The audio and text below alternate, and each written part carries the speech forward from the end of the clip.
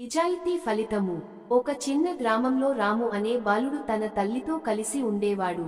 అతడు చాలా నిజాయితీ గలవాడు. ఎప్పుడూ అబద్ధం చెప్పడు, దొంగతనాలు చేయడు.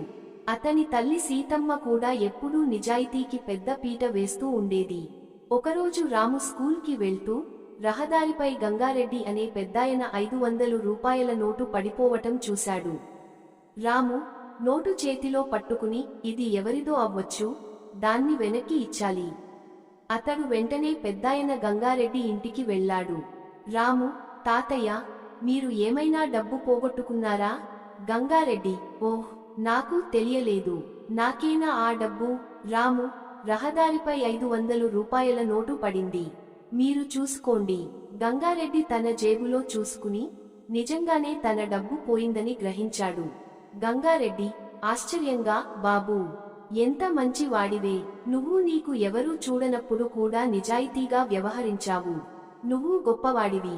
అతను సంతోషంగా రామును ఆశీర్వదించి బహుమతిగా 100 రూపాయలు ఇచ్చాడు. రాము నిజాయితీకి బహుమతి పొందాడు.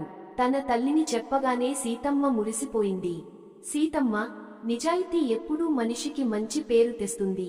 దేవుడు కూడా మనల్ని ఆశీర్వదిస్తాడు. ఇదంతా చూసిన కుమార్, రాముని స్నేహితుడు, కూడా నిజాయితీ విలువ తెలుసుకొని ఇకపై అబద్ధం చెప్పకుండా ఉండాలని నిర్ణయించుకున్నాడు. పాఠం: నిజాయితీ మనిషిని గొప్పవాడిని చేస్తుంది. ఎవరు చూడకపోయినా తప్పు చేయకూడదు.